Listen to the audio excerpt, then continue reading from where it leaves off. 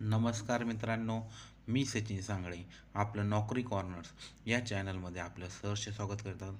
तर आज आपण बघणार आहोत आर टी अंतर्गत ॲडमिशन घेण्यासाठी आपल्याला कोणकोणते डॉक्युमेंट लागतात. तर आपण सर्वप्रथम गुगल क्रोम ओपन करून घेतलेलं आहे. त्यावर आर टी ॲडमिशन असं टाईप करून सर्च मारलं आहे. त्यानंतर गुगलवर वेबसाईट चालू होईल. त्यामध्ये आर टी 25% ॲडमिशन पोर्टल असं ऑप्शन दाखवतो आहे. त्यावर आपण क्लिक करून घेतलेलं आहे. त्यानंतर आर टी ईचं ऑफिशियल पेज हे ओपन झालेलं आहे. यामध्ये बघू शकता आपल्याला admission school log in online application असं दाखवत आहे. त्यावर आपण क्लिक करून घेतलं आहे. इथं आल्यानंतर आपण या साईटवर आपण आपल्या पाल्याचा आर टीसाठी ऑनलाईन फॉर्म भरू शकतो. यामध्ये त्यांनी खाली माहिती सांगितली की फॉर्म भरताना कोणत्या चुका करायच्या नाही. एखादी नोंदवलेली जन्मतारीख पुन्हा बदलता येत नाही. एखाद्या बालकाचा एकापेक्षा जास्त अर्ज आढळल्यास सर्व अर्ज हे रद्द केले जातात.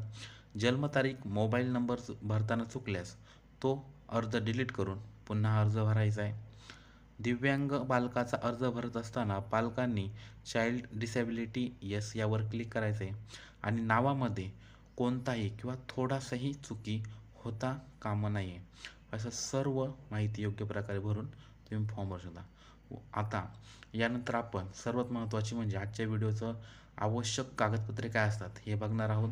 तर आपण आवश्यक कागदपत्रे याच्यावर क्लिक करून घेतले. आता इथं आवश्यक कागदपत्रांचा PDF या ठिकाणी ओपन झालेला आहे. आता या ठिकाणी बघू शकता इथं आर टी 25% ऑनलाईन प्रवेश प्रक्रिया 2025-26ची इथं कागदपत्रे दिली आहे. तीच यावर्षी तीच कागदपत्रे लागणार आहे. तर आता इथं आपण बघू टीप आर टी 25% ऑनलाईन प्रवेशाकरता लागणारी सर्व कागदपत्रे ही पालकाने ऑनलाईन प्रवेश अर्ज भरण्याच्या अंतिम तारखेपूर्वी असावी. त्यानंतरची कागदपत्रे स्वीकारली जाणार नाही याची नोंद घ्यावी. म्हणजे आपल्याला ज्या वेळेस आर टी ईचे फॉर्म चालू होतील आणि जी फॉर्म भरण्याची शेवटची तारीख असेल त्या आधीची सर्व आपल्याला इथं डॉक्युमेंट लागणार आहे. तर त्यानंतर बघू आपण महत्त्वाची कागदपत्रं काय का जी सर्व बालकांना लागणार आहे. तर यामध्ये बालकाचे आधार कार्ड, रहिवासी पुरावा आणि जन्मतारखेचा पुरावा ही कागदपत्रे आर टी प्रवेश सर्व बालकांसाठी आवश्यक आहे. तर बालकांचे आधार कार्ड, रहिवासी पुरावा आणि जन्मतारखेचा पुरावा हा सर्वांसाठी म्हणजे सर्व ॲडमिशनसाठी लागणारी कागदपत्र आहे. त्यानंतर खाली आपण बघू शकतो की आपल्याला इतर जे कागदपत्र आहे म्हणजे ज्यांनी आरक्षणाचा लाभ घेऊन जे फॉर्म भरणार आहे तर त्यांच्यासाठी हे खाली लागणारे डॉक्युमेंट आणखीन काय काय लागतात ते बघूया आपण. वंचित गटातील बालकांमध्ये देखील प्रवर्गाचा समावेश होतो. तर याच्यामध्ये जात संवर्गातील अनुसूचित जाती, अनुसूचित जमाती, विमुक्त जाती भटक्या जमाती आणि भटक्या जमाती OBC, विशेष मागास बालके SBC यांचा समावेश होतो.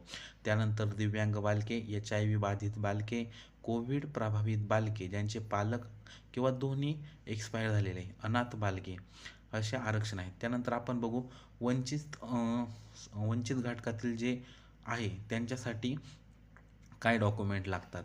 तर वंचित संवर्गातील बालक असल्यास उत्पन्नाच्या दाखल्याची आवश्यकता नाही. तहसीलदार, उपजिल्हाधिकारी, उपविभागीय महसूल अधिकारी यांचे प्रमाणपत्र, पालकाचा वडिलांच्या बालकाचा जातीचा दाखला आवश्यक. म्हणजे वंचित घटकांसाठी उत्पन्नाच्या दाखल्याची गरज नाही आहे. त्यांना फक्त वडिलाचं किंवा ज्या मुलाचा फॉर्म भरणार आहे त्याचं जातीच्या प्रमाणपत्राची गरज आहे. त्यानंतर दिव्यांग मुलांसाठी वैद्यकीय प्रमाणपत्राचा पुरावा लागतो. म्हणजे जिल्हा रुग्णालयामधून 40% किंवा त्यापेक्षा जास्त दिव्यांग असल्याचं प्रमाणपत्र आपल्याला दिव्यांग आरक्षणाचा लाभ घेण्यासाठी पाहिजे. त्याच्यानंतर HIV बाधित प्रभावित असलेल्या पाल्यासाठी त्यांना त्या आरक्षणाचा लाभ घेण्यासाठी त्यांनाही जिल्हा रुग्णालयातून त्या संबंधित याचे आपल्याला प्रमाणपत्र इथं उपलब्ध करून घ्यायला लागणार आहे. त्यानंतर खाली कोविड प्रभावित बालक ज्यांचे पालक एक किंवा दोन्ही पालक निधन झालेले आहे म्हणजे ज्यांचं 1 एप्रिल 2020 ते 31 मार्च 2022 या कालावधीत कोविड प्रादुर्भावामुळे ज्या बालकांचे आईवडील आलेले आहे त्यांच्यासाठी काय डॉक्युमेंट लागतात. तर वंचित गटातील बालकांमध्ये कोविड प्रभावित बालक ज्यांचे पालक 1 किंवा 2 या दोघांचेही निधन झालेले आहे, जे 1 एप्रिल 2020 ते 31 मार्च 2022 या कालावधीत कोविड प्रादुर्भावामुळे प्रवर्गातील बालकांचा समावेश करण्यात आला आहे. सक्षम प्राधिकारी यांनी निर्गमित केलेले संबंधित पालकाचे मृत्यू प्रमाणपत्र, म्हणजे जे आपले मृत्यूचा दाखला आहे तो लागेल. कोविड-19मुळे मृत्यू झाल्याने रुग्णालयाचे प्रमाणपत्र एक लागेल आणि सदर मृत्यू कोविड-19शी संबंधित असल्याचे प्रमाणपत्र हे शासकीय, म्हणजे जिथे मृत्यू झाला आहे त्या ठिकाणाहून आपल्याला एक त्यांचा अहवाल लागेल. त्यानंतर खाली अनाथ बालकांसाठी एक आरक्षण आहे. तर अनाथ बालके त्यांना काय काय कागदपत्रे लागतात हे आपण बघू. तर अनाथ बालकांच्या बाबतीत अनाथालयाची बालसुधारगृहाची कागदपत्रे ग्राह्य धरण्यात येतील. जर बालक अनाथालयात राहत नसेल तर जे पालक त्याचा सांभाळ करतात त्याचे हमीपत्र, म्हणजे जे अनाथ बालकाला कोणतरी पालक सांभाळत आहेत त्यांचे कागदपत्र लागते. अनाथ बालकांच्या संदर्भात इतर कागदपत्रे, म्हणजे अनाथ बालकांसाठी उत्पन्नाचा दाखल्याची गरज नाही. आर्थिकदृष्ट्या दुर्बल असल्यास वार्षिक उत्पन्नाचा दाखला, म्हणजे तहसीलदार दर्जाच्या महसूल अधिकाऱ्याचे प्रमाणपत्र, सॅलरी स्लिप, कंपनी किंवा एम्प्लॉयचा दाखला, आर्थिक वर्ष म्हणजे 2025-26 किंवा 26-27चा इथं अखेरचे वर्ष 1 लाखापेक्षा कमी उत्पन्न आहे, हा उत्पन्नाचा दाखला परराज्यातील चालणार नाही, म्हणजे महाराष्ट्र शासनाचा उत्पन्नाचा दाखला लागणार आहे. जे आर्थिकदृष्ट्या दुर्बल असल्यास, म्हणजे ओपनमधून फॉर्म भरणारे त्यांच्यासाठी हे डॉक्युमेंट महत्त्वाचं आहे. तर कास्टवाल्यांसाठी उत्पन्नाच्या दाखल्याची गरज नाही आणि ओपनवाल्यांसाठी जातीच्या दाखल्याची गरज नाही. जर घटस्फोटित महिला असेल तर तिच्या पालण्यासाठी काय कागदपत्र लागतील, तर त्यासाठी न्यायालयाचा निर्णय लागेल. घटस्फोटित महिलेचा बालकाच्या आईचे रहिवासी पुरावा लागेल. बालक वंचित गटातील असल्यास बालकाचे किंवा त्याच्या वडिलांचे जातीचे प्रमाणपत्र. बालक आर्थिक दुर्बल गटातील असल्यास बालकाच्या आईचा उत्पन्नाचा दाखला. त्याच्यानंतर न्यायप्रविष्ट असलेल्या घटस्फोटा प्रकरणातील महिला. तर घटस्फोटाचे प्रकरण न्यायप्रविष्ट असल्यास घटस्फोट प्रकरण न्यायप्रविष्ट असलेल्या महिलेच्या बालकाच्या आईचा रहिवासी पुरावा लागेल. बालक वंचित गटातील असल्यास, म्हणजे कास्टमधून असल्यास त्याला जातीचे प्रमाणपत्र आणि आर्थिक दुर्बल गटात असेल तर त्याला उत्पन्नाचं प्रमाणपत्र लागेल. विधवा जर महिला असेल तर तिला आपल्या पतीचं मृत्यूपत्र प्रमाणपत्र लागेल आणि विधवा महिलेला बालकाच्या आईचा रहिवासी पुरावा आणि कास्टमधून असेल तर जातीचा दाखला आणि कास्टमधून नसेल तर उत्पन्नाचा दाखला तिला या ठिकाणी जमा करावा लागणार आहे. तर आधार कार्डविषयी इथं आपल्याला खाली 10 नंबरचा मुद्दा त्यांनी सांगितलेला आहे. तर आधार कार्ड वंचित, आर्थिक दुर्बल, दुष्ट घटकातील सर्व सेवाप्रस्त बालकांना, म्हणजे तुम्ही कास्टमधून भरा, ओपनमधून फॉर्म भरा, तुम्हाला आधार कार्ड हे लागणार म्हणजे लागणार. RTE 25% प्रवेश प्रक्रियेवेळी विद्यार्थी पालक यांचे आधार कार्ड किंवा आधार क्रमांक मिळवण्याकरता केलेल्या अर्जाची पावती अनिवार्य करण्यात येत आहे. काही कारणामुळे पालक आधार कार्ड यांचे सादर करू शकले नाही तर अशा प्रकरणामध्ये बालकाचे पालकांचे आधार कार्ड सादर करण्याच्या अटीच्या अधीन राहून बालकांना तात्पुरता प्रवेश देण्यात यावा.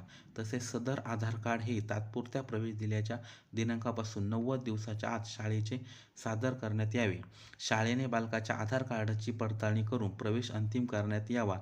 सदर बालकाच्या आधार कार्डची विहित कालावधीत पूर्तता न झाल्यास RTE 25% अंतर्गत प्रवेश रद्द करण्यात येईल. पालकांनी नोंद घ्यावी. म्हणजे आधार कार्ड नसल्यास आपल्याला ते 90 दिवसाच्या आत सादर करायला लागणार. त्यानंतर जन्मतारखेचा पुरावा वंचित व आर्थिकदृष्ट्या दुर्बल घटकातील सेवा प्रवेशपात्र बालकांकरता आवश्यक, म्हणजे ओपनमधून घ्या, कास्टमधून किंवा कोणत्याही आरक्षणाचा लाभ घेतला तर तुम्हाला जन्मतारखेचा पुरावा लागणारच. यामध्ये आपला जन्माचा दाखला या इथं आपल्याला द्यावा लागणार आहे. त्यानंतर रहिवासी वास्तव्याचा पुरावा, तर हा बी वंचित किंवा आर्थिकदृष्ट्या दुर्बल घटकातील सर्व प्रवेशपात्र बालकांकरता आवश्यक आहे. म्हणजे तो सर्वांना आपला रहिवासी पुरावा द्यावा लागणार. त्यामध्ये आपण रेशन कार्ड, ड्रायव्हिंग लायसन, वाहन चालवण्याचा परवाना, वीज, टेलिफोन देयक, पाणीपट्टी, प्रॉपर्टी टॅक्स देयक, घरपट्टी, फक्त राष्ट्रीयकृत बँकेचे पासबुक, आधार कार्ड, मतदान कार्ड, पासपोर्ट असे कोणतेही एक.